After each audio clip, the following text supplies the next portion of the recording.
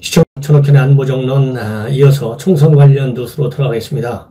바로 재난지원금을 두고 지금 여는 여대로 야는 야대로 상당히 바빠졌는데 여는 초지일관 일관되게 50만 원 주는 방향적으로 방향을 선회해서 추진하고 있고 야당은 야당 내부에서 파열음이 일어나고 있습니다.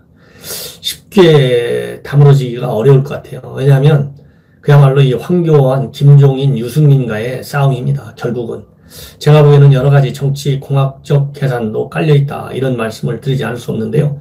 여기에 안철수까지 가세한 모양새입니다. 그리고 여권의 대권 잠룡 중에 하나인 김부겸이도 노골적으로 한마디 하고 나섰고 또 나경원 동작을 한마디 또 했죠. 이래서 이 재난지원금과 관련된 각자의 생각들이 이제 언론에 표출돼서 공론화되고 있는데 참 복잡해졌습니다. 이 얘기를 먼저 말씀드리면 먼저 미래통합당 유승민 의원 이번에 뭐 특별한 직책은 달지 않고 본인이 가고 싶은데 또 요청을 받는 지역구를 다니면서 지원 유세를 하고 있는 것은 분명합니다. 그런데 지금 현재 종반으로 가면서 그야말로 초접전 지역이 늘어나고 있고 이번에는 사실상 군소 정당들이 거의 없지 않습니까? 그러다 보니까 진보파들은 민주당, 보수 또는 중도파들은 미래통합당 딱 양당 대결 추세인데 이러다 보니까 상당하게 이 접전 현상이 많이 현상이 나타나고 있는데 여기에서 지도부에서 각자 다른 목소리를 낸다는 것이 과연 우파든 좌파든 중도든 어떤 그 의미를 둘까요? 제가 보기에는 우파에 관해서는 그동안 쭉 분열돼 있다가 이번에 느닷없이 전부 하나로 한 지붕 밑에 뭉쳤어요. 제가 또 얘기했지 않습니까?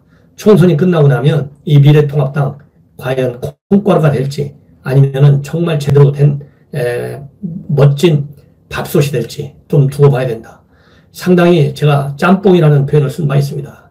지금 감춰져서 그렇죠. 이렇게 유승민과 황교안, 김종인과의 각자의 목소리 나오는 거 사실상 당연한 겁니다. 그러나 지금은 전쟁 중에 있습니다. 전쟁 중이 아닌 상황에서 왜 다양한 목소리는 민주주의가 또 이 꼬시기 민주주의의 특징이기도 하죠. 공산주의 사회주의는 목소리가 하나밖에 없지 않습니까?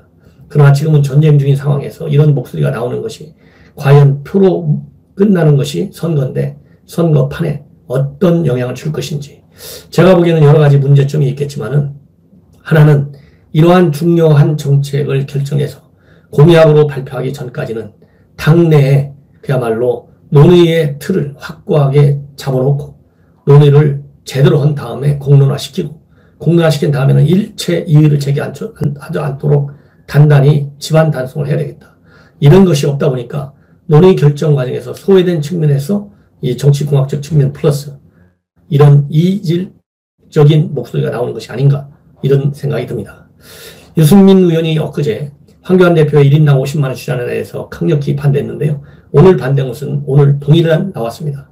김종인 위원장이 대학생, 학부생과 대학원생한테 100만 원 정도의 이 등록금을 좀 깎아주자 이런 얘기 지원을 해주자 이렇게 얘기를 했어요. 100만 원 지급하자 대학생들한테 그리고 대학원생들한테 이거에 관해서 유승민 미래통합당 의원이 이거는 이런 현금살포 분명히 얘기하지만 반대한다 이런 얘기를 했습니다.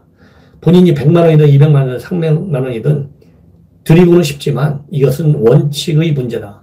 더군다나 지금 이 코로나 바이러스 사태가 끝난 것도 아니고 이 코로나 바이러스로 인해서 경제가 앞으로 어떻게 흘러갈지도 모르고 얼마나 더 많은 돈이 들지도 모르는데 이렇게 대학생이나 대학원생을 특정해가지고 카테고리를 딱 정해서 돈을 주는 거 이거는 동의하기가 어렵다. 예.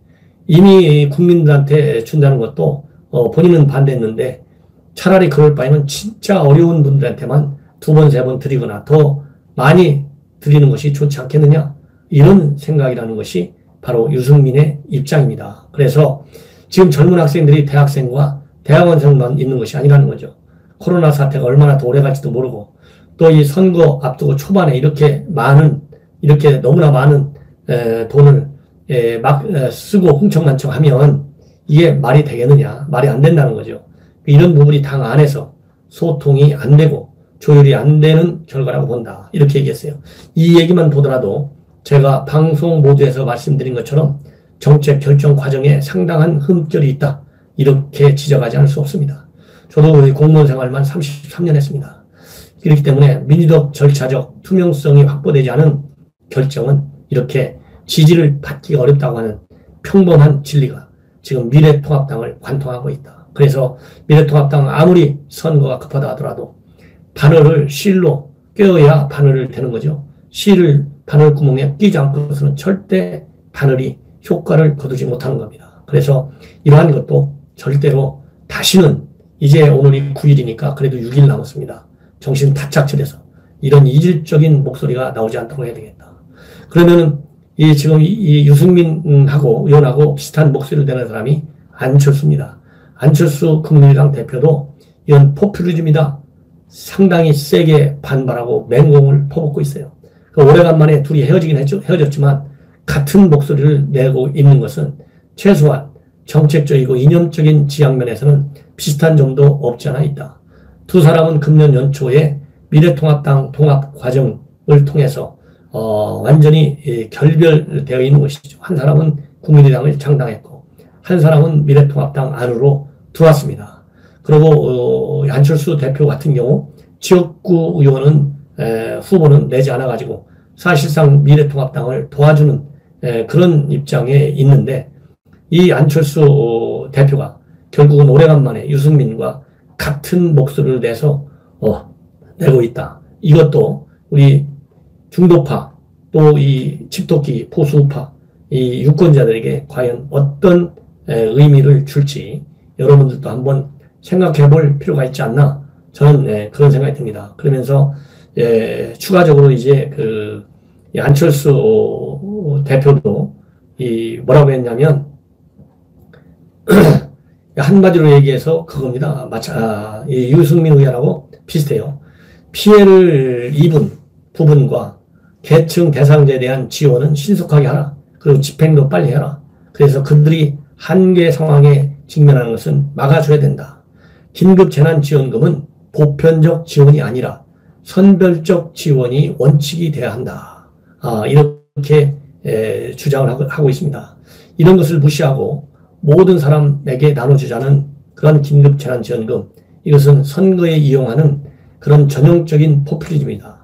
재정의 효율적 배분과도 맞지 않고 정작 지원이 필요한 어려운 사람에게 돌아갈 혜택은 그만큼 줄어드는 것이다. 이렇게 안철수 대표도 유승민 의원과 비슷한 얘기를 했습니다.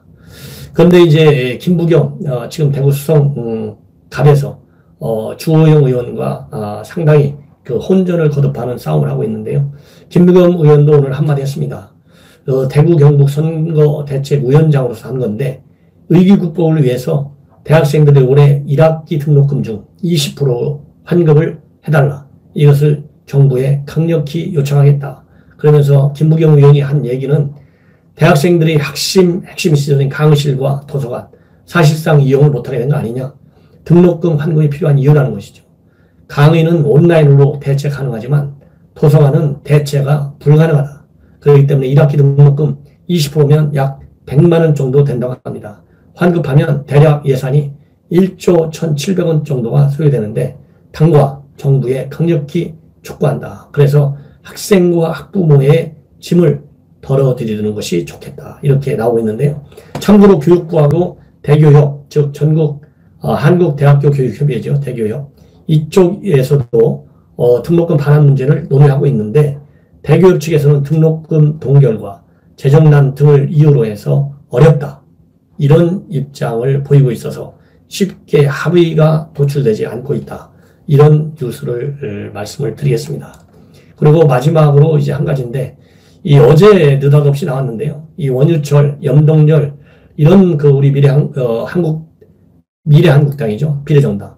이 대표들이 온 옷을 전부 핑크색, 가발까지도 핑크색을 쓰고 이렇게 춤도 추고 이런 모습이 동영상과 사진을 통해서 언론에 보도된 바 있습니다. 이걸 두고 우리 보수파들이 이건 너무한다. 이거 이해할 수 없다. 좀 심하지 않느냐. 거북스럽다. 이런 반응을 보이고 있다고 합니다. 그리고 또 이 종교단체 측에서는 이것이 퀴어를 용인하는 퍼포먼스는 동성애 반대운동을 하는 교회 목소리를 듣지 않겠다는 것인데, 이런 것을 두고 볼 때 미래한국당과 통합당은 보수 정당으로서의 정체성을 상실했다. 이렇게 또 종교계에서 또 반발이 있다고 그래요. 이러다 보니까 이제 황교안 대표도 꼭 이렇게까지 써야 하느냐, 이런 얘기가 있고, 이 언뜻 보면 이 미래한국당의 지지자들, 통합당 지지자들, 보수파에서는 언뜻 보면 트랜스젠더 같은 그런 그 분위기다. 이 핑크색 점프하고 가발 쓴 거, 이거는 좀 심하다. 이런 얘기가 지금 나오면서 반발들이 있다고 합니다. 이런 것도 과연 이런 퍼포먼스, 또 이런 이 색상, 이렇게 머리말이 이런 것까지 할 때 사전에 양당은 어느 정도 협의를 했는지, 이것도 다 문제점으로 지적되고 있다. 이런 말씀을 드리면서 방송을 마칩니다. 시청자 여러분 꼭 구독을 부탁드리겠습니다. 대단히 감사합니다.